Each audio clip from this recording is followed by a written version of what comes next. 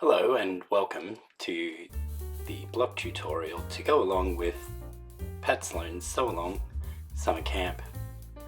What you'll need is to grab your pattern at Pat's website, ilovetomakequilts.com. Once you have the pattern, come on back and I'll show you how it's done. First, we need to cut our fabrics. We need a light, a medium and a dark.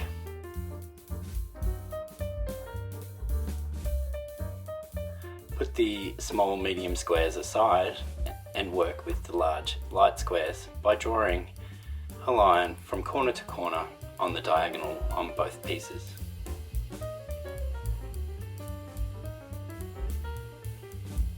Use any marking tool you like. As you see here, I'm using a lead pencil. Once you have your large squares marked, grab the small medium squares and mark those corner to corner also. We will get back to these at a later step.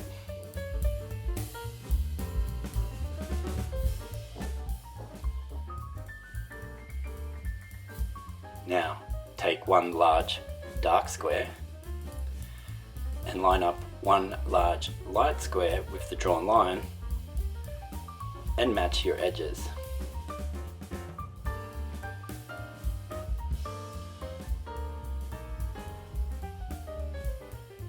Pin if desired. Larger pieces, it's better to pin so that they don't shift while at the sewing machine.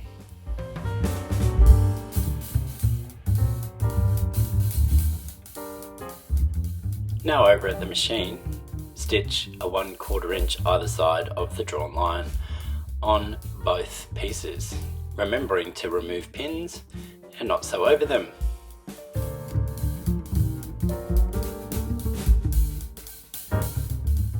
Back at the cutting mat, use a rotary blade and your ruler and cut along the drawn line. Alternatively, grab your scissors and cut along the drawn line. Seam allowance does not matter here because the pieces are already sewn.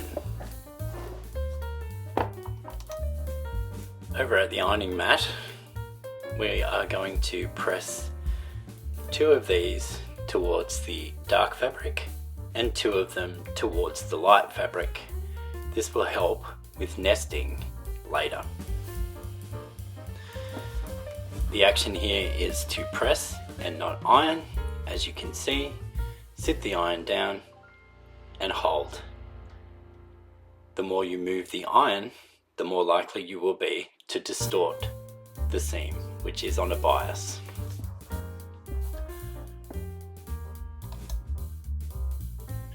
Now it's time to square up our half square triangles that we've just created. I do this 2 at a time by nesting the seams. If you are not comfortable doing this, you can do them separately. You place the 45-degree line from your ruler and ensure that there is fabric sitting outside the measurement recommended in the pattern and trim. Repeat for the other 2.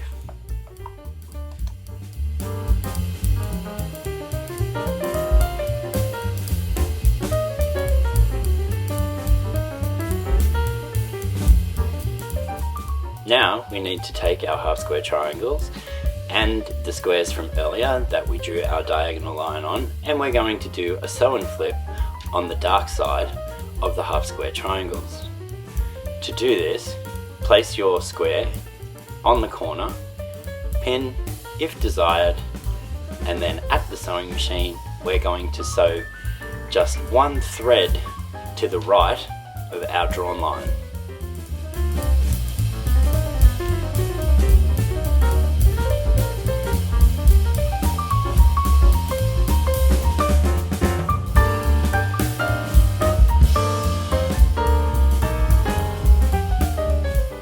Back at the cutting mat, fold the corner over to ensure that all the edges are covered with no overlap, thus ensuring your piece is still square, and then trim away the back 2 layers at 1/4 inch using your ruler and rotary blade. At the pressing station, press this seam in the same direction as your half square triangle to allow for nesting at the next step. As you can see here, this is where the pressing comes in handy for nesting the 3 seams to sew your 2 blocks together as instructed in the pattern. I like to pin these to ensure that the nesting stays snug.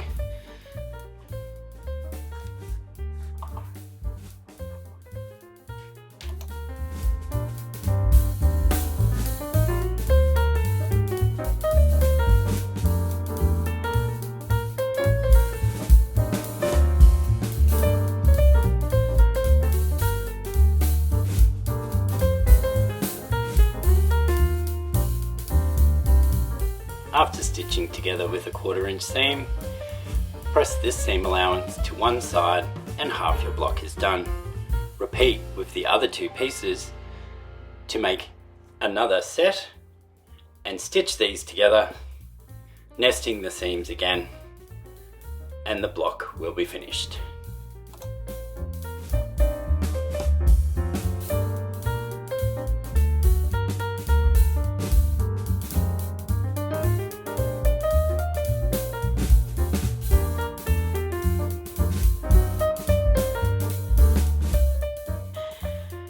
Press this to one side, or what I like to do is snip either side of the middle so that I can press the seam allowances in the direction of the bulk to make it a lot flatter, as shown here. And voila! Your block is done. As you can see, I went for a monochrome in this case, and then I'm doing a second set in what they call a triadic colour scheme, where the 3 colours are equilaterally apart on the colour wheel. Join us again next week for block number 2.